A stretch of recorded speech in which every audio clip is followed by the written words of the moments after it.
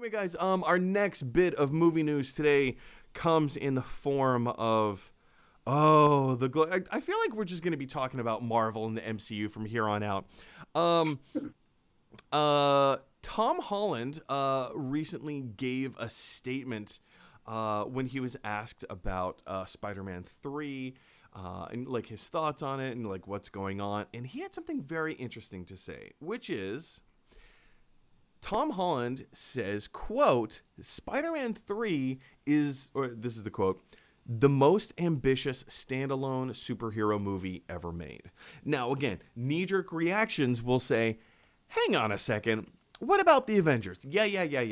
The Avengers was a cumulative, it was a coming together. They're not standalone films. In order to make the Avengers work, it means that all of the other films in the MCU have to work, and then the Avengers is the roof on top of that house. And it's quite an impressive roof, you guys. But in terms of a standalone wall, and I'm going to call this the Spider-Man wall, because he's the wall crawler. I don't know, I'm making this analogy up as I go. It doesn't make any sense, right? Cool. The Spider-Man films are standalone films. Yes, they're sequels or spin-offs or, integrated in how they are. But I almost called him Tobey Maguire.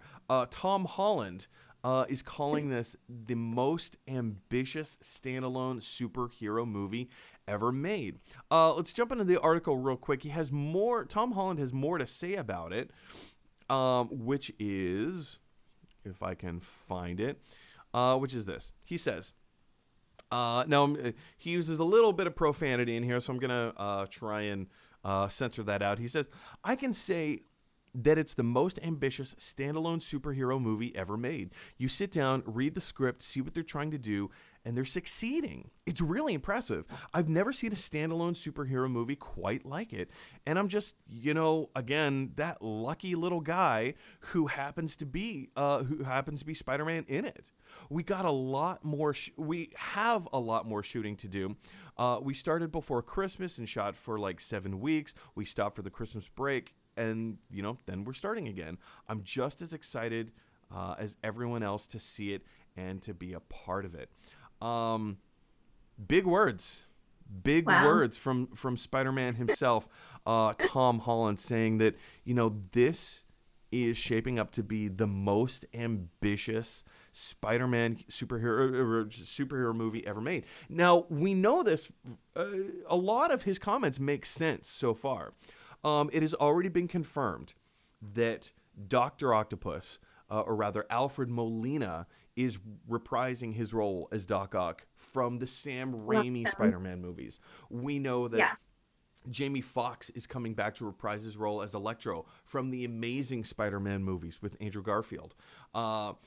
Just yesterday on the show, we talked about how Sony Studios themselves started teasing the character of Ned Leeds to become the Hobgoblin in this next movie. We know that in this universe, Michael Keaton as Vulture will most likely come back. We've already been teased Mac Gargan, who is the Scorpion. We know that Doctor Strange is going to be in this movie, which means the multiverse will explode. Well, obviously, we have all these other characters from other kind of franchises coming into this world. There are rumors that Donald Glover will become the Prowler in this movie. And because Donald Glover as the Prowler, there's a good chance Miles Morales might make an appearance in this movie. My goodness, what else? We haven't even talked about in a minute. You know what? Let's just do it now. Look at this. Marvel will not confirm to Tom Holland because he's such a blabbermouth if Andrew Garfield and Tobey Maguire are going to be in the movie. In this article, let me jump down into this article for a second. Tom Holland says, beats me. I don't know if Maguire and Garfield are in the movie. If they are, they haven't told me. That would be something, and that's something that Marvel would do. I would watch the film and be like, so that's who that tennis ball was. Meaning that during filming, like a lot of times during filming, these actors don't act with other actors. They act with tennis balls. And the tennis ball is a placeholder so that later they can CGI in another character. So it's very possible that Andrew Garfield and Tobey Maguire are going to be in this movie. It's not confirmed. That needs to be delineated. That has not been confirmed. It's likely, but it has not been confirmed. So everybody's talking about it. We're talking about it, right? So Tom Holland is such a blabbermouth. Disney can't even tell him who's in this movie for fear that he's going to spill the beans. He's going to spill all the big secrets. Shirley. He already it up about this ball, so. We know a tennis ball is going to be in the movie. And if a tennis ball is about the size of like a hand grenade, and the Hobgoblin uses hand grenades, well, of course the Hobgoblin's going to be. No, I'm just. We know the whole plot. That's it. Done. And Shirley. I'm going to be provocative. Yes. And because you named like so many Marvel characters, right? Like, so then is the characterization of this as the best standalone movie still true if it's getting in all the side support? Hang on a second. What is it exactly that you're asking or that you're saying right now? I just want to make sure that I understand you correctly. Yeah. Is it even the Tom Blabbermouth Holland statement that it's the best standalone superhero movie? Most ambitious. Thank you. Do you think that it's fair to still call it a standalone movie if it's pulling in so many different Marvel characters? You know, that's a fair point. Will there be for large plots? That's a fair point. That thought has also crossed my mind.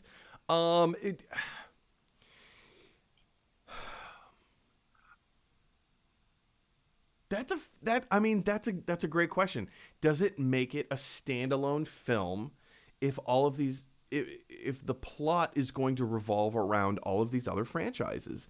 I mean, the plot, we already know it's going to revolve around the multiverse. The multiverse is going to be the central focal point of this film and however it plays out.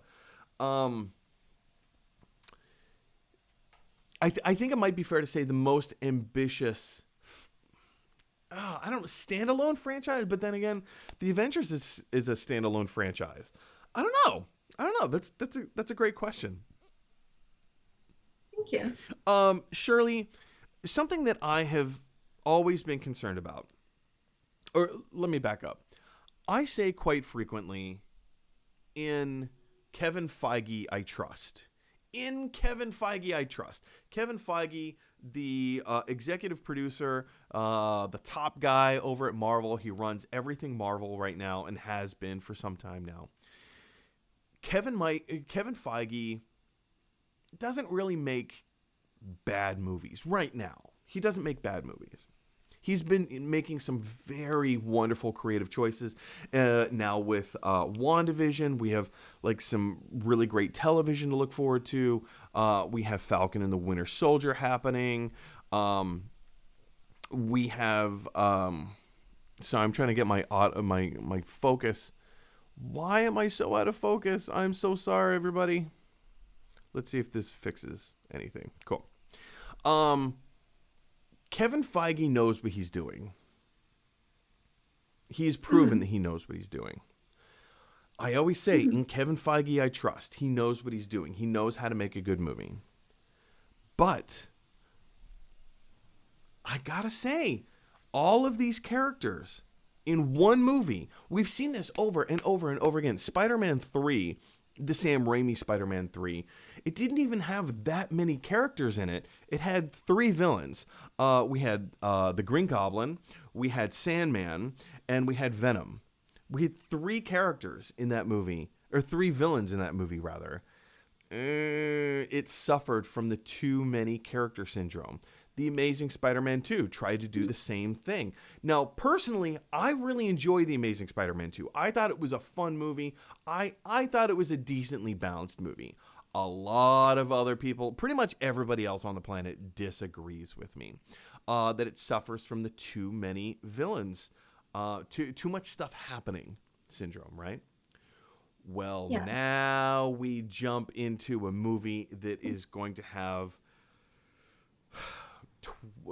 20,000 main characters, right? So I don't know. Shirley, I always say in Kevin Feige I trust.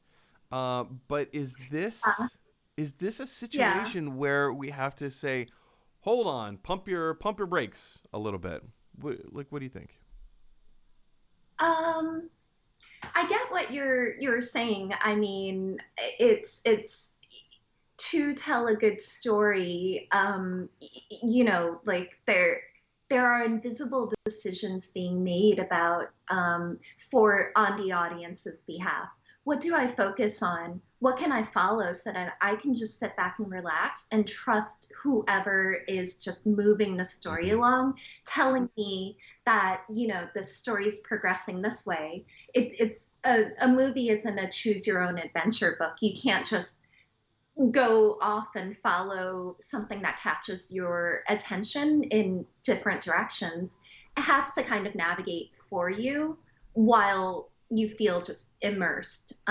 So yeah, I totally feel this. I I think that it takes a lot of talent to pull together the many different layers and threads that have happened in the Marvel universe movies. So he has a proven track record.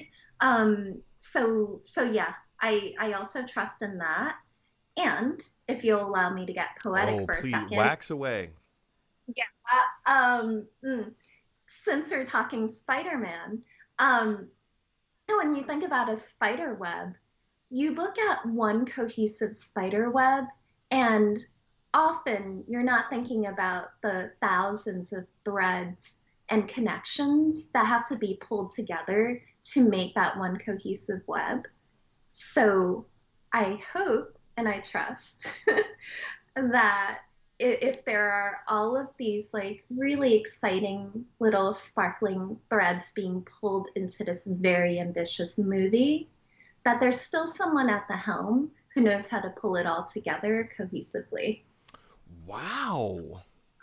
Yeah. Wow. So, That's kind of deep. It's deep yeah. in an extremely nerdy kind of way, and I love it. I love it.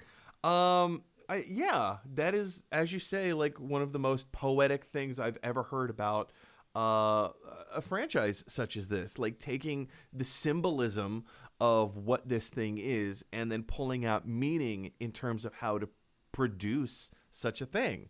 I've never heard it put in terms. Did you just like is did it just come to you, or was this a concept that you came up with a while ago and now you just brought it back to the surface?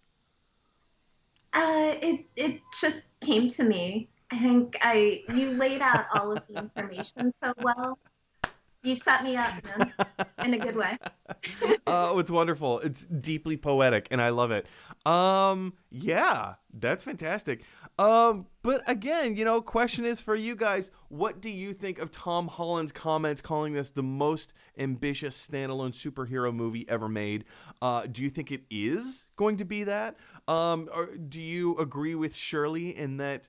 Hang on a second, if we're pulling in all of these other characters from other movies and other franchises and other multiverses, does that really qualify it as a standalone superhero film?